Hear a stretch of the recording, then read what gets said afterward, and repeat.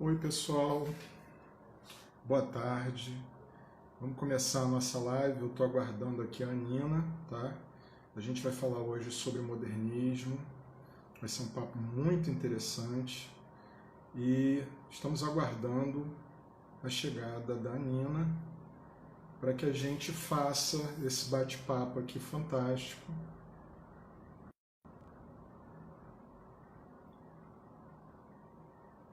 Sejam bem-vindos aí, todos que estão entrando agora, tá? A gente está só aguardando a chegada da Nina. Não sei se vocês me veem bem, me ouvem bem. Quem puder dar uma... Opa! Acredito que ela já chegou.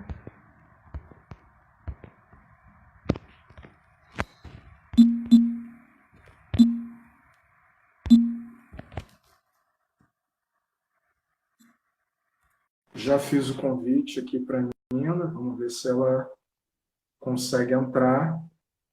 Me ouvem bem? Estão me ouvindo bem? Oi, estou chegando. Oi. Te vejo bem. Você me ouve bem? Estou te ouvindo bem, razoavelmente bem. Você está Então, me vendo bem? estou te vendo naquela coisa embaçada, mas está funcionando. Parece que você colocou um filtro. Você colocou um filtro. Não, não é filtro, não. Não, Ah, não. A minha filha disse que isso é embaçado de infiltração de álcool álcool gel. gel. Você não quer começar a fazer as honras? Falar Você aí já com o pessoal? fez? Não, tudo bem, eu continuo. Não quer começar? Você quer que eu comece? Posso começar? Não, pode deixar que eu comece. Eu acho que Por eu favor. começo até para situar o pessoal no modernismo, que é a minha praia, né? Vamos Tá lá. legal? Então vamos lá, vamos começar. São 5h32, nós estamos no Você horário. travou, Nina? Oi? Oi. Fala Oi. comigo. Tô ouvindo. Vamos lá, pode começar. Tá, então eu quero agradecer a todo mundo, agradecer ao Sion, ao Alexandre, especialmente ao Salvatore. Eu acho que a gente tem que agradecer a direção a todo mundo, né? Que dá essa oportunidade da gente falar um pouco sobre a nossa formação, a nossa pretensão profissional, né? Eu acho que o objetivo dessa live é um objetivo até muito grande, que é tentar sensibilizar as pessoas para a leitura e para o entendimento de que a literatura é mais do que ler uma história. A gente está muito habituado a ler um livro para ler a história. E as minhas professoras lá, minhas não, ex-minhas, né, no ensino fundamental, a gente briga muito para mostrar para a criança que ler não é só ir atrás do final da história. E o movimento modernista, ele dá margem a muita discussão cultural e a muita discussão política, principalmente no momento que a gente está vivendo. Então, eu acho que, quer dizer, eu combinei com o Salvatore que a base dessa live é essa pergunta: será que um movimento literário, será que um livro pode mudar a mentalidade de um país? Será que a leitura ela pode, de alguma forma, conscientizar toda essa problemática que a gente vive hoje, educacional, político, social?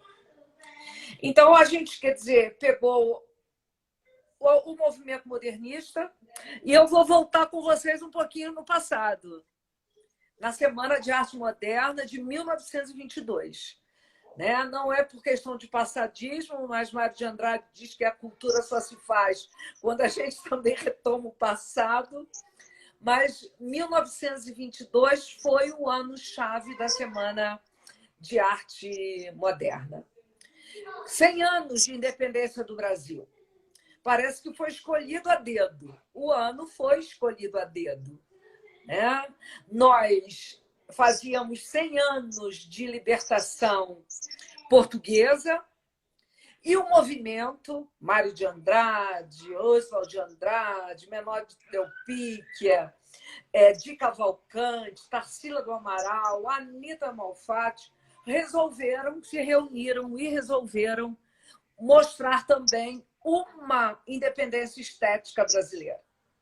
Escolheram o Teatro Municipal de São Paulo, onde toda a burguesia do café estava presente, para lançar a Semana de Arte Moderna. É lógico que a burguesia estava esperando o quê? Colares, brilhantes, etc., tal, exibição. Estava esperando rimas pomposas. Estava esperando uma literatura extremamente tradicional. E, para surpresa, encontra um Villa-Lobos de chinelo, né? E, para surpresa, encontra o Ronald de Carvalho lendo um poema do Manuel Bandeira que tinha como nome Os Sapos, coachando. E isso surpreendeu a burguesia. Como os sapos? Nós estávamos esperando as pombas nos pombais e vem os sapos. Aí, uma parte eu até separei para vocês. Vede como primo em comer os hiatos. Que arte e nunca rimo, os termos cognatos. Então, na verdade, com esses versos, Manuel Bandeira rompia com a rima e com a pomposidade da literatura que vinha sendo um modelo europeu. Nós copiávamos tudo o que acontecia na Europa em termos de arte. Então, a Europa rimava, a gente rimava. Aí a Europa se tornava esotérica, nós nos tornávamos esotéricos. Então, na verdade, a nossa preocupação era copiar um modelo europeu. E a Semana de Arte Moderna vem dizendo: chega, liberdade, ruptura, vamos ser levianos, vamos assombrar. Foi um movimento até chamado movimento meio dionísico. As pessoas achavam que os modernistas se achavam, entendeu? A tela da Tarsila do Amaral, Abapuru, trouxe o lema, porque Abapuru, aquele homem com aquelas pernas enormes, aqueles pés deformados, Abapuru, em Tupi-Guarani, quer dizer antropofagia. E o lema da Semana de Arte Moderna foi e é, se que a gente quer dizer, se isso tudo continua, antropofagia. Antropofagia é comer, é devorar, é engolir, mas é engolir, entrar e transformar. Então, é devorar toda a cultura europeia, mastigá-la muito bem e, depois dessa mastigação toda, recriar. Monteiro Lobato achou isso muito complicado. Achou isso meio caricato, achava que as vanguardas europeias eram caricatas. Mas o Mário de Andrade não. Primeiro, ele elogia a presença feminina no grupo. Duas mulheres vinham para transformar a arte brasileira, para dizer o que a arte brasileira poderia ser em termos de liberdade. E ele também, Mário de Andrade, anuncia o quê? Um nacionalismo crítico. Ele anuncia que a implantação do capitalismo trazia estranhamento e desconfiança. Tá? Então, a Semana de Arte Moderna, para situar, foi uma semana ousada. Foi uma semana de ruptura e Mário de Andrade era uma pessoa muito crítica. Ele era muito crítico de si mesmo e do próprio movimento que ele liderava. Aí ele diz assim: minha reivindicação maior é a liberdade. O uso dela, mas não o abuso. Eu sei embridá-la nas minhas verdades. Porque verdades não são convenções. Verdades são verdades. Então, na verdade, Mário de Andrade rompia com todas as convenções criadas tanto no universo brasileiro, vamos assim dizer, quanto no universo europeu. Então, o que a gente vai discutir, o que eu vou discutir com o Salvatore é qual o legado de 22? O que sobrou de tudo isso, dessa ironia, dessa liberdade? Isso conseguiu criar aquilo que o modernista queria, que era a independência brasileira, a identidade brasileira. Nós conseguimos ter e valorizar a nossa cultura, entender a nossa cultura como nação. Gente, explodiu crítica de todo que é lado. E havia uma outra crítica maior. Como a gente estava falando em nação brasileira, se todo o movimento estava centrado na cidade de São Paulo. Então, o movimento foi criticado também como um movimento cosmopolita. Ele, no final, ele valorizava São Paulo e o resto do Brasil. Mas a gente não pode esquecer que o próprio modernismo criou a prosa regionalista de 1930, com Graciliano Ramos e Vidas Seca. E o Vidas Seca não era um romancinho qualquer. Contava a história de todo o retirante, aquela família do Fabiano, e essa família que se retira buscando uma terra melhor, ela não encontra nada. Ela continua vulnerável no final do livro à própria sorte. Então, nós temos ali, com Raquel de Queiroz também, outra feminista, que eu tive o prazer de conhecê-la, uma mulher que gostava de ouvir as mulheres, gostava de entender o processo educacional brasileiro. Foi uma perda grande.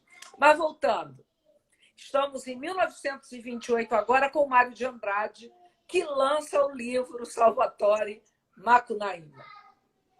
Macunaíma seríamos nós, Salvatore? Possivelmente, possivelmente. Eu seríamos nós, os brasileiros, sem caráter, safados, levianos. Então, vamos lá. Eu acho, Anina, que as histórias têm um poder tremendo. Eu acho isso muito interessante, esse tema que a gente traz sobre a importância da leitura. As histórias mudam a forma como os povos se veem, né? E a gente está falando... Oi. A gente está falando de uma obra, o Macunaíma, como obra, que vem no momento em que o Brasil está tentando se entender, se reinterpretar. A minha percepção desse evento, que é a Semana de Arte Moderna, é justamente a ideia de entender o Brasil em novos termos. Essa chegada do século XX, essa passagem do século XIX e essa pressão sobre o Brasil para adentrar o século XX como um país moderno, isso caiu como uma enchente nesse país e vai desembocar na Semana de Arte Moderna. Toda essa ruptura com a Europa vem dessa ideia de reinventar o Brasil. E a gente falou muito do Macunaíma. Eu acho que é isso. O Macunaíma é esse brasileiro que está tentando, apesar de ser uma criatura que não é tal qual um europeu, não é ilustrado, não é envernizado. Eu penso muito nos termos do nosso complexo de vira-lata, a nossa tendência a acreditar que o Brasil híbrido. Nina, a tua câmera virou, Nina. Virou. É no cantinho direito, lá embaixo tem umas setinhas, se você apertar... Já voltei. Voltando. Eu quero te ver. E o Macunaíma, para mim, é essa manifestação de um Brasil que, apesar de achar que tem todos esses defeitos, que é um matreiro desonesto, um criador de caso, ele é um herói. Eu queria colocar essa interpretação para você, porque o que eu entendi desse evento que é a Semana de Arte o Brasil é um vira-lata, de alguma forma. Sim, ele é um vira-lata, mas ele também é um herói.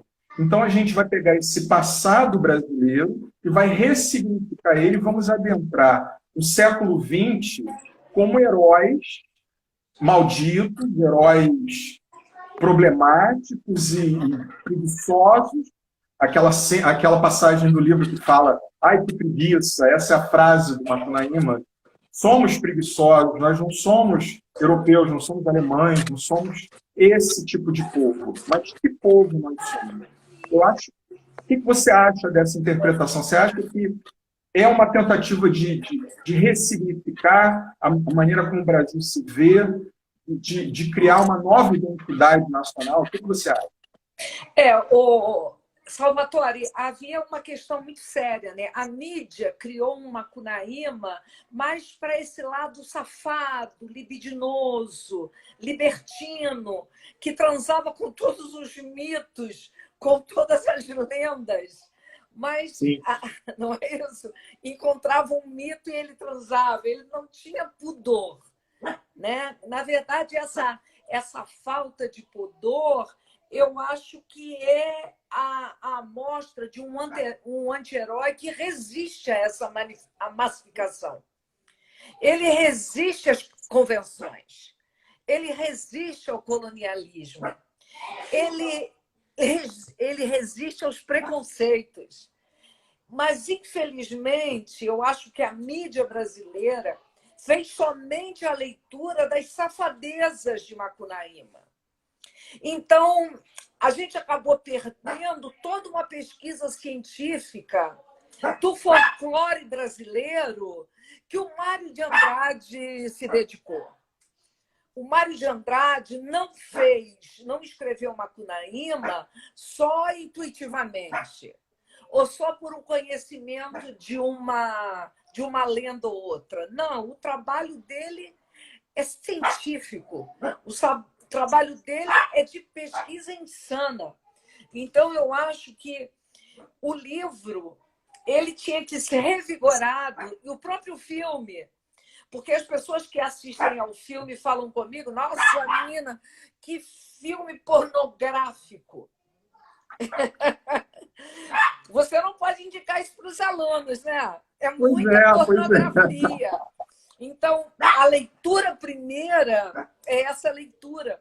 E a gente perde a construção desse herói, que ele não tem caráter, até porque todo europeu tinha um falso caráter, né? O Venceslau, que é o português, a quem ele infelizmente se vende.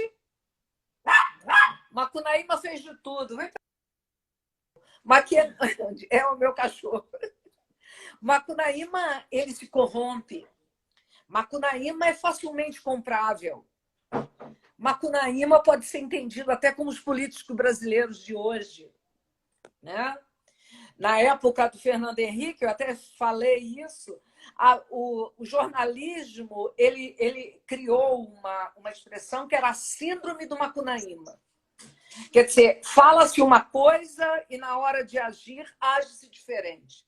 E Macunaíma era assim. Ele é antropofágico, ele come tudo. Ele come valores, ele come regras, ele come tudo, Salvatore. E ele vai a São Paulo, né? Atrás da pedra, Muiraquitã, que para alguns críticos literários, a Muiraquitã é o próprio Brasil.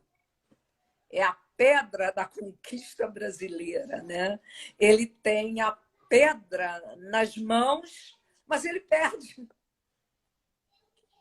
Porque, na verdade, o próprio Macunaíma, ele não se deixa, ele não segura o Brasil. Então, a gente tem uma personagem que é mistura de tudo. É mistura de todas as raças. Ora ele é louro, ora ele é preto, ora ele é branco, ora ele morre, ora ele é índio, ele ressuscita. Então, ele é capaz de tudo. Sim, Rafa, o Capa está dizendo que a pedra está perdida até hoje. Sim, é por isso que no filme a pedra continua perdida e no livro, e o nosso querido Macunaíma vai viver lá no céu, esperando que alguém resgate essa pedra, já que o gigante Venceslau, o grande gigante Pirumã, né? Pirumã, ele negocia a pedra. Ele pega a pedra, some com a pedra e a gente fica perdido até hoje. Então, Macunaíma, ele na verdade, ele mostra para nós que o Brasil ainda não conseguiu ser uma nação. Né? A ideia de o Brasil como nação ainda está perdida. Mas, Anina, ainda está perdida até hoje. O que você acha? Você acha isso ou não? deixa eu te fazer uma pergunta. Você acha que o Macunaíma ele nos redime de alguma maneira? Porque eu tenho essa impressão. Você toca nessa questão da sensualidade. E isso é uma por exemplo, do Casagrande Senzala, que é uma obra que é mais ou menos da mesma época, e o Casagrande Senzala também é uma obra para tentar explicar o Brasil a partir da colonização portuguesa. E esse elemento da sensualidade brasileira é presente o tempo inteiro, do início ao fim, e é o grande argumento, a cola que une os argumentos do Gilberto. Quando você fala isso, eu tenho a impressão que todos esses defeitos que o brasileiro teria com a Macunaíma, de alguma maneira não impedem do brasileiro ser um herói, antes de um herói. Quer dizer, uma nos redime, fazendo peripécias, vivendo essas aventuras, ele quer, talvez ele quer dizer, o Brasil tem defeitos, mas é heróico. Pode dizer isso? Sim. Eu acho até, Salvatore, que é uma leitura romantizada. É uma leitura de esperança. Né? O Brasil todo cheio de defeito, mas ele ainda vai dar certo. Ele vence no final. Hoje eu não tenho isso aqui. Eu fico taquicárdica. Eu não tenho isso como grande leitura do Macunaíma. Eu acho que o Macunaíma é uma obra aberta. Ficou em aberto. O Brasil ainda não é nação. Quem somos nós? Que copiamos tudo da Europa. Gente, as nossas escolas, elas querem o inglês como língua quase que oficial. Cadê o Brasil? Quando a gente pronuncia, eu falo isso muito para meus alunos, quando eu pronuncio um inglês todo truncado, que é o meu inglês, eles me debocham, porque eles querem que eu tenha a maior perfeição na leitura do estrangeiro. A pronúncia dele, inclusive, né? É isso aí. Salvatore, nós somos italianos. É isso. Então, eu acho que, na verdade, o Macunaíma ele vem botar para refletir. Gente, vamos pensar. E eu acho que a questão da sensualidade é uma coisa nossa. Né?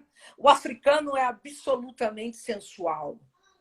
O africano não tem os padrões cristãos a que a gente foi submetido nesse grande mundão. Né? O índio também. São valores diferentes, são éticas diferentes. E nós somos isso tudo. E a gente enquadrou isso tudo numa ética europeia, numa ética cristã judaica, que em muitos momentos não somos nós. Não somos nós.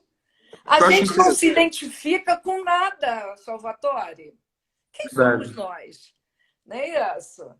Onde está o meu lado africano? Quer dizer, meu pai é italiano. Meu pai, quando veio para cá, ele se assustou com a negritude dos negros da Bahia. Eles não tinham a experiência com o negro, com aquela sensualidade das negras. As negras dançavam, rebolavam, E quando hoje um homem rebola, mas um homem não rebolava, nem o Elvis Presley rebolava, né? O homem tem que ter aquele padrão endurecido, eu sou macho, eu sou isso. Então, eu acho que o Macunaíma, ele traz isso tudo. Ele mostra a falta de definição de um caráter nacional, porque nós temos uma cultura submissa. Uma cultura submissa e dividida. Tá? A gente é quem? Pois é. A gente vai à igreja e acende vela antes do vestibular. É isso? A gente toma banho de rosa para atrair amor. Então, a gente é essa miscelânea, Salvatore. E Exato. a gente não assume isso. A gente não assume. Infelizmente, a gente não assume. A gente está assumindo... Eu não queria me estender por esse lado. Toda essa discussão racista porque os Estados Unidos estão assumindo. Eu acho que você tocou num ponto muito interessante. Você estava falando dessa questão do Brasil e a gente sabe que há aí movimentos sociais que, inclusive, levam a bandeira norte-americana aí às ruas e celebram uma outra potência, um outro país. Eu acho isso, para mim, particularmente muito estranho, que numa manifestação civil, da sociedade civil, se celebre aí uma outra potência, um outro país. E eu acho que o Macunaíma vem trazendo é justamente essa busca que você coloca. Esse Brasil, que é uma colônia e que tem um certo complexo de colônia e copia tudo, e nessa virada do século XX, uma tentativa de se encontrar e de romper. O Freire, né, que a gente está trazendo, que está falando, o Freire é o cara que tenta redimir justamente a mistura. A mistura que antes da virada do século é uma coisa que é a razão do atraso, se coloca a nossa Constituição híbrida, a nossa Constituição mestiça como uma das razões do atraso, e logo na virada, e a Semana de Arte Moderna é a celebração, é a catarse disso, vai colocar como não. Na verdade, o nosso hibridismo, a nossa mestiçagem, ela é boa, ela nos dá o nosso calor, a nossa sensualidade, o nosso ritmo, a nossa poesia, a nossa música, e isso é bom, e a gente pode ser diferente da Europa, nós somos preguiçosos, como Macunaíma, nós somos encrenqueiros, mas somos heróis, vamos dar certo. A questão da preguiça é muito interessante o que o Mário de Andrade também fala com relação a essa questão da preguiça, é porque Mário de Andrade acha que a gente não pode perder o nosso passado cultural, que a gente só consegue ser nação na medida em que a gente... Ele tem um certo passadismo e ele acha que essa dolência é a coisa do campo. É quando o homem está no campo. Então, nós somos dolentes porque o nosso índio está no campo.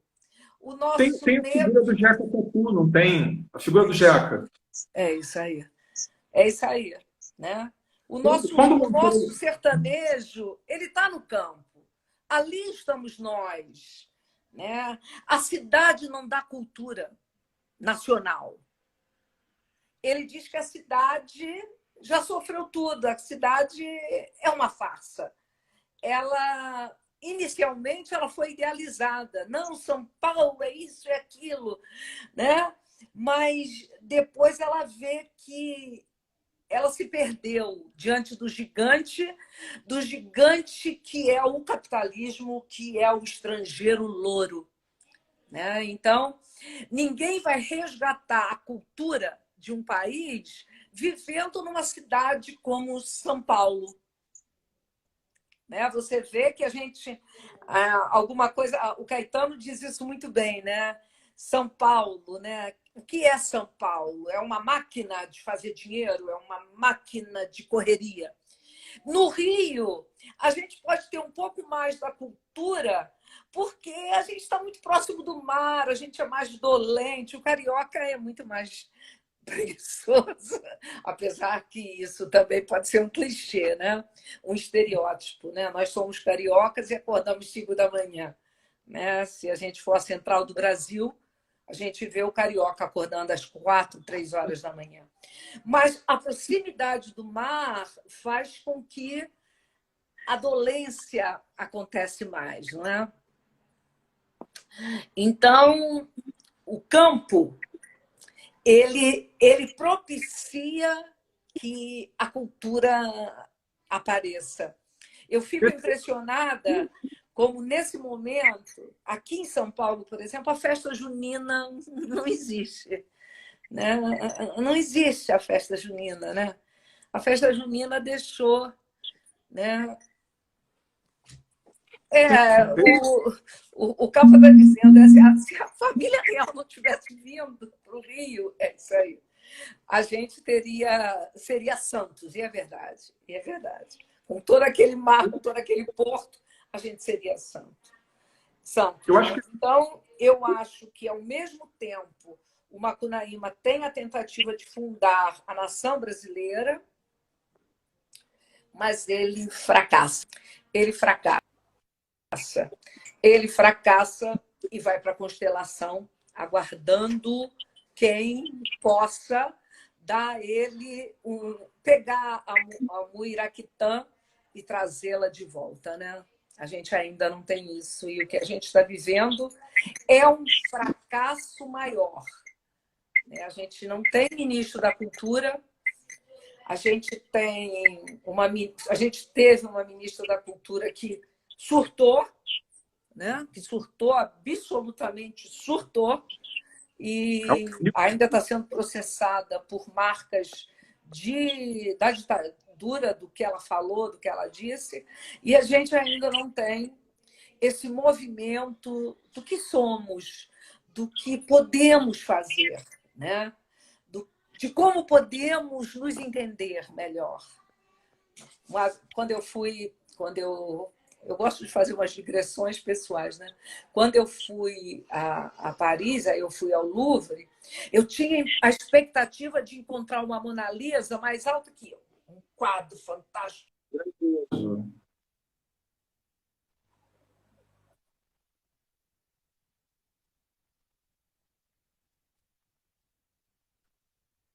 Tá voltando, Anila? Parece que travou um pouquinho.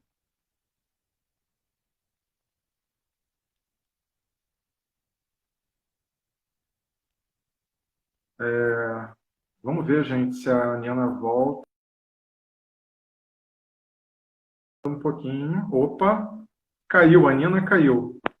Gente, a gente não vai sair, vamos dar continuidade. Eu vou esperar a Nina tentar voltar pelo mesmo canal. Enquanto ela não me chama aqui, tá? Eu vou continuando a live, tá ok, gente? O que eu... Opa. Vamos ver se ela volta aqui. Eu tô sem som? Vocês não estão me ouvindo, é isso? Alguém dá um retorno aí, pessoal. Caiu meu som? Posso continuar?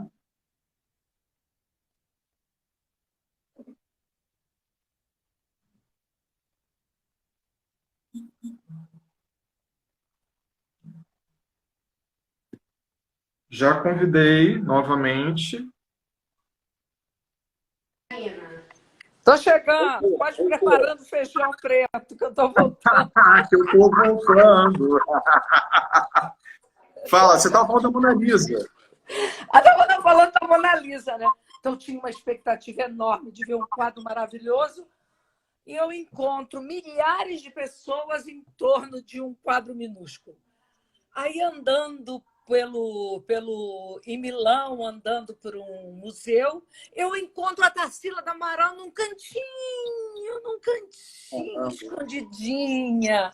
Eu disse, meu Deus, tantas pessoas devotando, tanta admiração pelo quadro, não estou tirando valor, pelo amor de Deus, devoção por aquele quadro, a gente não consegue chegar perto, tem que filmar não sei a distância, e a gente vê a Tarsila num cantinho, as pessoas passando sem dar a menor atenção a ela. Então, eu acho que, infelizmente, o Brasil como nação, e a gente está vendo isso agora, o quanto estamos desrespeitados, né? A gente absolutamente era caricata. Hoje eu acho que a gente é uma caricatura. Hoje a gente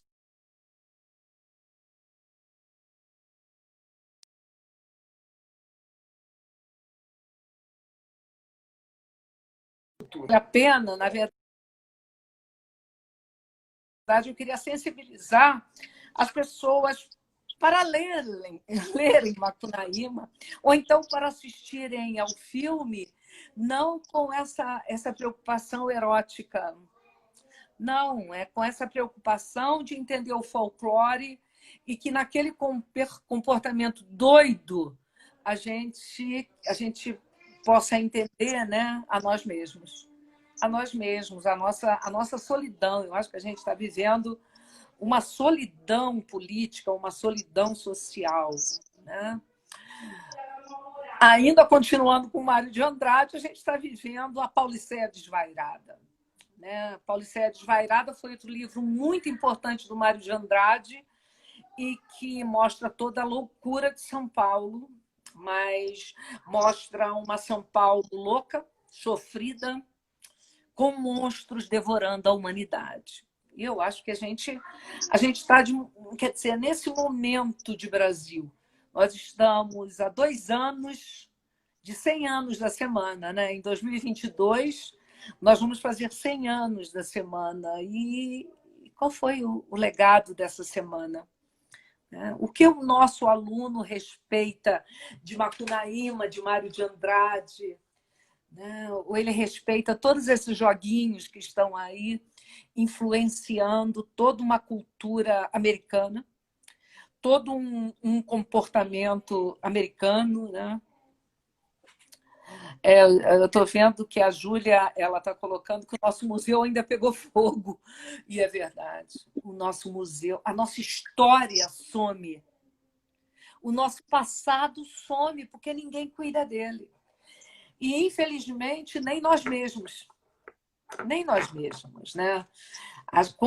Quantas vezes a gente foi ao Museu Nacional e quantas vezes a gente sonhou em ir ao Louvre, né? A gente tem que dar a mão à palmatória, né? Quer dizer, eu fui ao Museu Nacional quantas vezes? Umas 2 vezes. Sonhava em ir ao Louvre, sonhava em ver Davi, né? Que eu acho que é a coisa mais emocionante que eu vi em termos de escultura, mas, quer dizer, onde está o Brasil? Onde estão as amostras africanas? Nós, como professores de literatura, eu não sei vocês como de sociologia, na nossa formação a gente não tem a literatura africana. A gente tem algumas lendas infantis. A gente trabalha lenda infantil até o ensino fundamental 1, e depois a gente esquece África. A gente não valoriza a nossa história. Eu não conheço uma deusa africana. Eu não conheço... Quer dizer, toda a minha história de formação foi uma formação europeia. Tanto que no meu diploma eu tenho professora de língua portuguesa e literaturas brasileira e portuguesa. Caramba, isso é muita submissão. Na época eu não vi isso, mas hoje eu vejo que isso é muita submissão. Tudo bem conhecer a literatura mundial como cultura, a literatura inglesa, mas onde estão os nossos heróis? Quem são os nossos heróis? Quem são os nossos super-homens? Os nossos... Nem Drácula a gente tem, né? A gente podia ter um Draculinha. Nem Drácula a gente tem, Salvatore. A gente não Os tem nossos, nada. Pensa os num nossos herói aí ricos estão brasileiro. todos lá no sítio do Pica-Pau Amarelo, né? Do Monteiro Lobato. É Ali isso estão aí. eles. Né? Então, a gente tem Mulher Maravilha, a gente tem o Super-Homem, a gente tem só modelos americanos.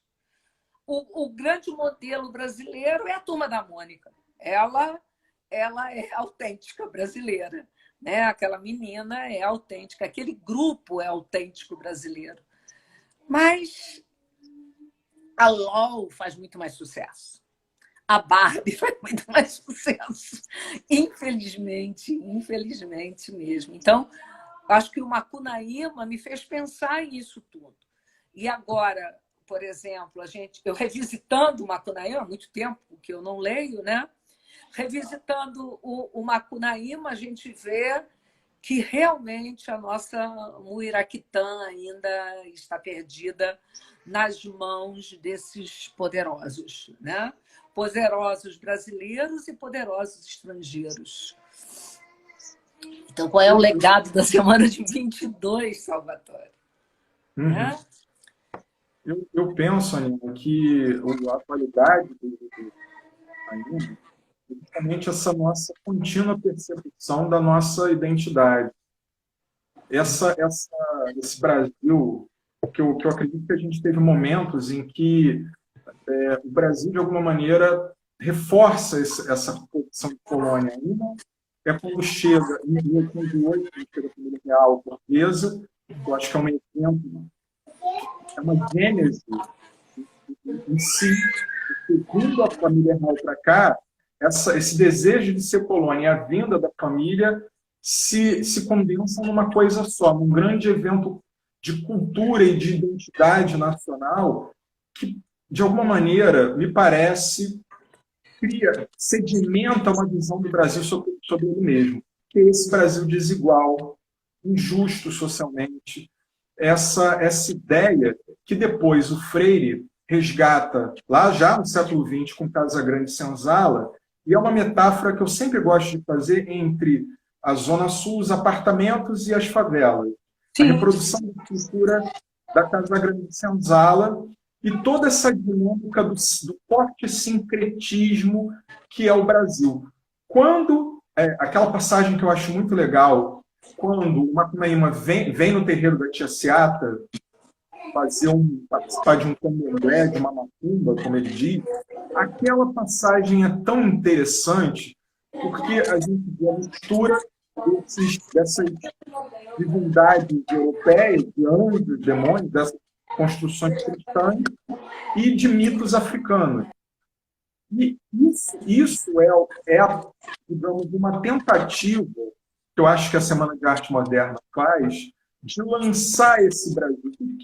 Quem é o brasileiro? O que é o Brasil? E até hoje, eu penso, essa atualidade do Macunaíma, até hoje, a gente está buscando essa pedra, como você fala.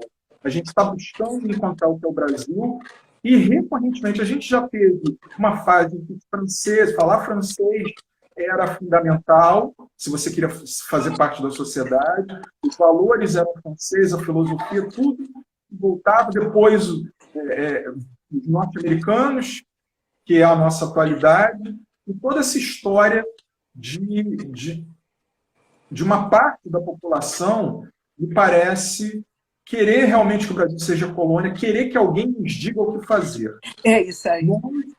Não é? É como se nós não tivéssemos a autonomia, não tivéssemos a capacidade de gerir o nosso próprio país. Alguém tem que nos dar a mão e nos mostrar o caminho. Agora são os americanos. É isso aí. É isso aí. Né? Essas bandeiras aí norte-americanas, pessoas colocando lenço com a bandeira, porque é um chamado a eles para nos guiar e nos mostrar o caminho que a gente não sabe. Isso é muito complicado. As nossas soluções, eu queria até colocar para você essa nossa reação. Eu, naturalmente, não entendo o que é o coronavírus e o que é toda essa questão da pandemia. Mas eu tenho a impressão que, de um primeiro momento, os nossos governantes não, obviamente, seguiram uma tendência internacional não pensaram que muitos brasileiros não iam seguir, muitos seguiram o confinamento e o distanciamento social, sim, mas muitos não seguiram. A gente está vendo as ruas cheias, as pessoas estão rompendo com o confinamento, e eu digo, isso é uma opinião pessoal, que nós vimos esse movimento internacional e dizendo, as nossas autoridades disseram, vamos fazer igual, vamos fazer aqui no Brasil, vamos seguir essa tendência, sem ter um posicionamento brasileiro. O que você acha disso? Eu acho isso bastante cultural, realmente cultural. Né? E, na verdade, quer dizer, tentaram imitar um modelo estrangeiro. É lógico que os modelos estrangeiros são importantes, mas eu estava ouvindo outro dia a Globo News e o Rodrigo, o Maia, ele falou assim, agora a gente está conhecendo uma outra parte do trabalhador brasileiro. Caramba! Agora? Esse agora matou.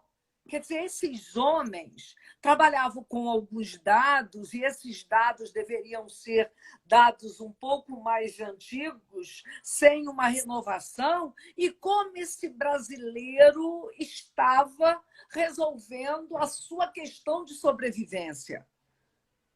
O Congresso não sabia. Nós esperávamos tantos milhões de brasileiros, mas a gente tem uma quantidade muito maior.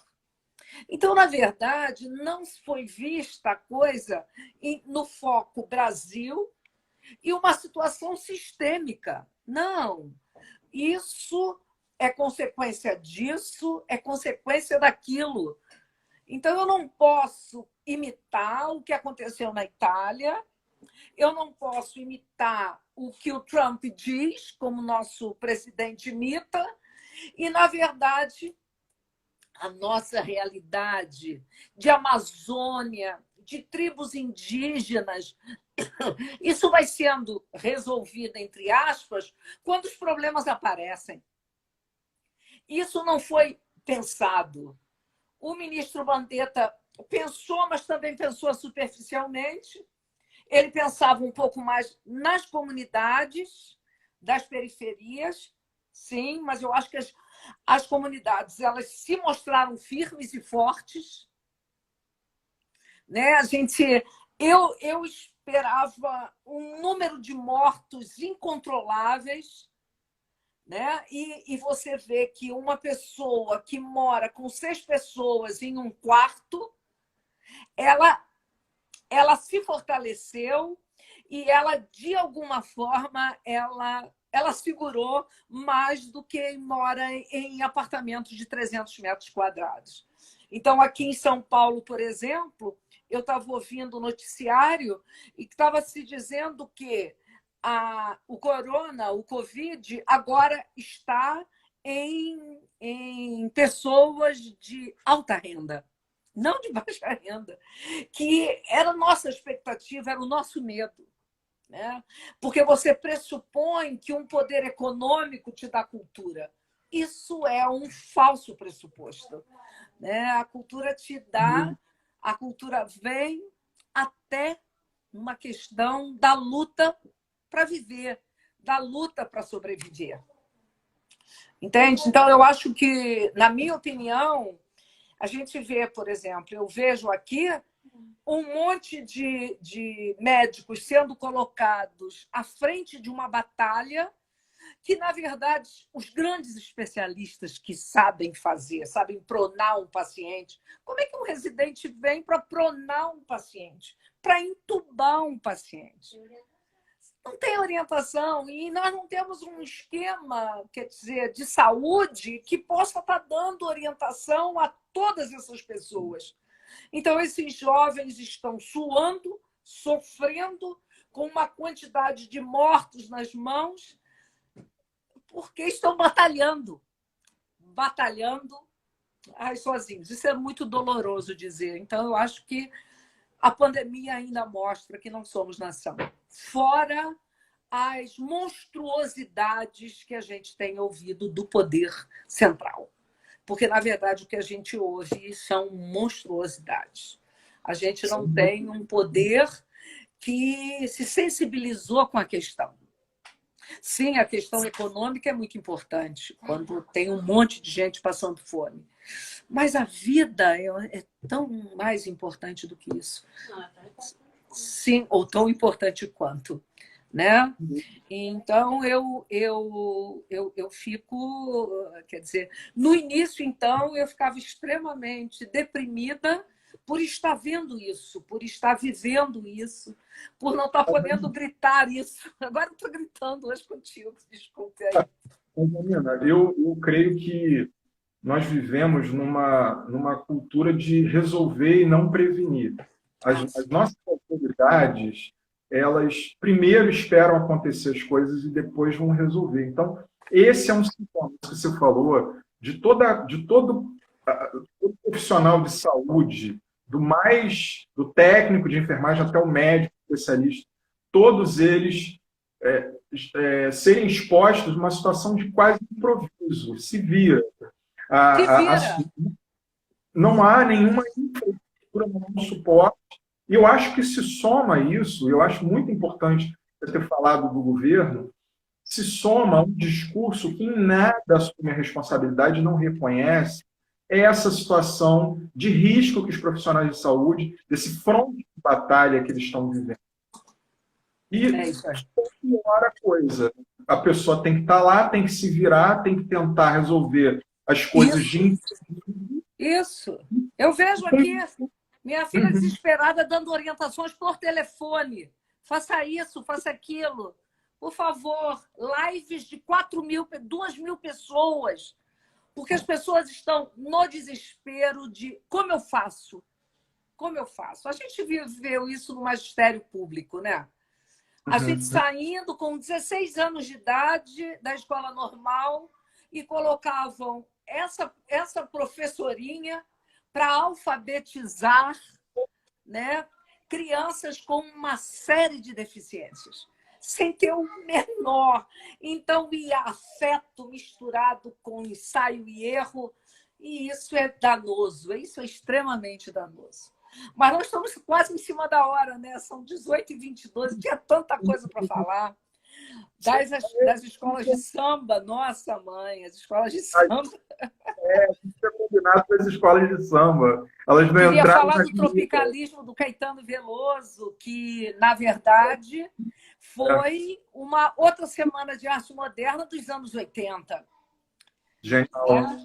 Foi uma grande ruptura. Nós vínhamos com a Bossa Nova, que era uma música sem profundidade.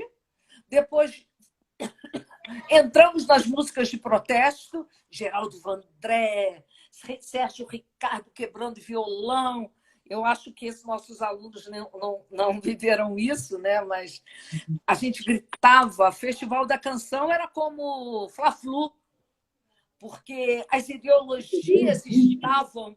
É isso aí. E depois a gente chega a Caetano Veloso com a Tropicália e com os Doces Bárbaros, trazendo uma nova ideia de Brasil, né? Um Brasil kitsch, meio cafona. Ficou faltando. Você não acha que a gente revive ciclicamente esses momentos de tentativa de ressignificar o país e depois novas e recorrentes formas de tentativa de impor um pensamento mais conservador? A gente tem os golpes, que se a gente pode chamar assim, os golpes militares, eles vêm com uma tentativa de impor um pensamento mais conservador e a gente tenta novamente fazer essa ruptura. E isso é uma coisa que eu sinto... O Brasil parece um disco arranhado, que é um termo que a galera jovem nem sabe o que é isso, né? A gente vê agora, por exemplo, qual é o grande momento da música popular? O sertanejo. Sim, é um resgate de Brasil. Mas é um sertanejo ostentação. Americanizado até, eu diria. Aquela coisa do... Americanizado. Tudo bem, vamos viver uma antropofagia sertaneja. Come-se a guitarra e sai A viola. sertanejo universitário. Mas Aham. o que a gente sente? Que, paralela a isso, os sertanejos hoje mostram mansões estraçalhantes. Quer dizer, que mexe com o imaginário do nosso garoto que está lá querendo. É isso. O Camaro amarelo dele, né? É Esse é o isso Camaro. aí, né? Eu Aninha, esqueci a o nome gente dele, tem... mas aquele sertanejo famoso que tem uma fazenda onde a escultura é totalmente grega. Caramba! Eu Aninha, a sei gente que na biografia dele ele dormiu debaixo de uma árvore e hoje talvez ele esteja recompensando isso. Mas ele também não vê que ele tem uma função social. Ele é um ídolo. Ele está dizendo para um monte de jovens: olha, é possível. Mas eu digo, não é possível, gente. É 200 sertanejos, mas só nós somos milhões, trilhões. Minha querida, vamos começar a fazer os encerramentos. Sim, sim. Eu acho que a gente tentou, né? Eu adorei. Eu acho que tentou. Eu ainda gostaria de falar das 2 grandes escolas de samba que se dedicaram ao modernismo e de falar sobre todo esse movimento da música popular que também resgata essa semana, sem poder, quer dizer, negar a importância de Mário de Andrade, Manuel Bandeira, eu não posso deixar de falar desses homens, Carlos Drummond de Andrade, Sérgio Buarque de Holanda, com raízes do Brasil, e a semana fecundou Guimarães Rosa. Guimarães Rosa é fruto desse mergulho nas fontes populares. Eu acho que a gente tentou. A gente tentou dizer um legado importante, um legado também meio Nietzsche, né? Meio negativista, mas um legado em que nós, professores, vamos estar podendo sempre refletir com os alunos. A minha preocupação foi de não dar aula. O movimento foi isso, uma didática. A minha preocupação foi trocar com você essas experiências e eu acho que eu gostei muito. Eu gostei muito, eu te agradeço muito, eu agradeço ao Alexandre, eu agradeço a todas as pessoas que possibilitaram esse momento.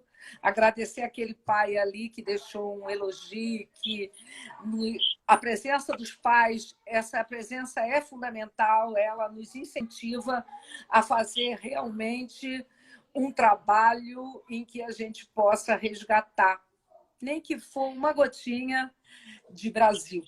E eu queria finalizar, faltam 2 minutos, né? Depois eu te dou a palavra, com os versos do... Eu te falei, né, que queria fazer uma homenagem aos 51 mil mortos, com o poema Morte, Vida e Severina, do João Cabral de Melo Neto, que ele diz: essa cova rasa é a parte que te cabe desse latifúndio.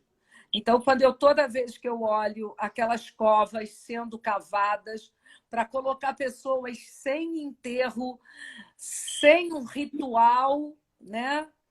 A gente percebe que João Cabral, naquela época, já estava dizendo muita coisa para o Brasil. Eu fico feliz de estar com vocês, de ver que as pessoas gostaram. Eu fico muito feliz de estar com você, Salvatore. Eu acho que professores como você é o que o Brasil está precisando, né? A gente tem no Sion um grupo muito legal. Agradeço a todo mundo e deixo a palavra final para você, Salvatore. Deixar o tempo encerrar, senão a gente não salva a live. É isso aí. Alexandre, um abração. Alexandre, Sandra, a gente agradece a todo mundo. Professores, colegas, amigos, parentes que assistiram. Um grande beijo para todo mundo. A gravação. Um beijão, galera. Tchau, tchau. Vou encerrar. Tchau, Grande até a próxima. Tchau.